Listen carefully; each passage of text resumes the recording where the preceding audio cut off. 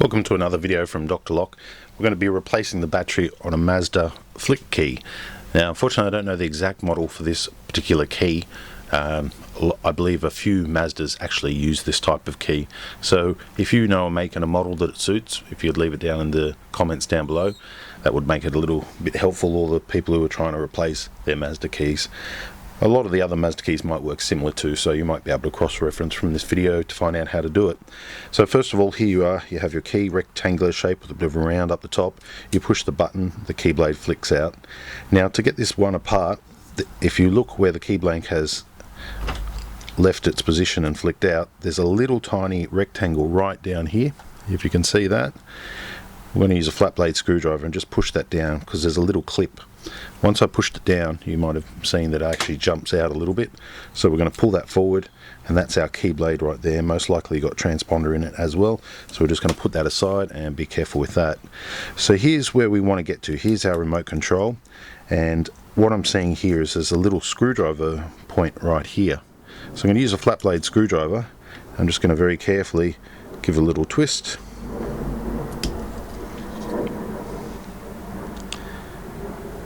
Yep, that should do it. There we go. Little twist, and now we can separate the two halves. So that screwdriver point was right there. I'm just using a small flat blade screwdriver. Now I don't want to disturb anything in here because the water, well, the raincoat or the water jacket is, well, it's not a water jacket, it's more of a raincoat for the remote control, is all in there, and it's all nice and squared and everything looks good. What I'm noticing here is this Mazda remote is actually made by Mitsubishi. I can see the Mitsubishi logo there. And over this side here is our battery. Once again, this is a negative contact here, and this right here is your negative, and this right here is your positive, which connects to the side of the battery. The way I'll remove the battery so we can, the way they work is the bottom of the battery is always negative, and the top of the battery also connects to the sides. So negative, and the top of the battery where the shell wraps around the sides is a positive. CR1620 Panasonic 3 volts, and it's quite a small little battery there.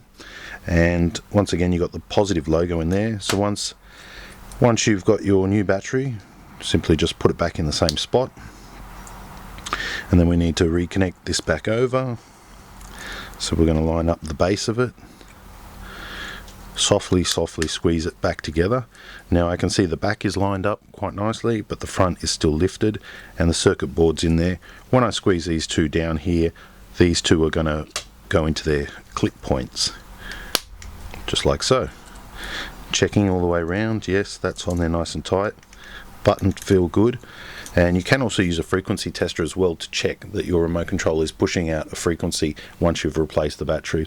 If you're finding that your car is losing range, the remote's not working very well, all these sorts of issues, it's good just to replace a battery. I would say every 5 to 8 years replace a battery. Buy the best battery you can.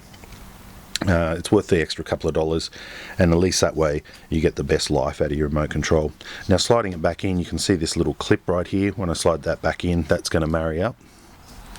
So we're just going to slide that back in and give it a good squeeze, backwards forwards, flick the key down, and there we have it. And that's a battery replaced on a Mazda flip key. There's probably a number of different Mazdas it works in this shape. So if you know which make and models, or you have one like this, please leave it down in the comments so other people can say, oh yeah, that remote works this. It's good for us locksmiths and other people with Mazdas to be able to cross-reference that this remote is the same on your particular model. Okay, thanks for watching.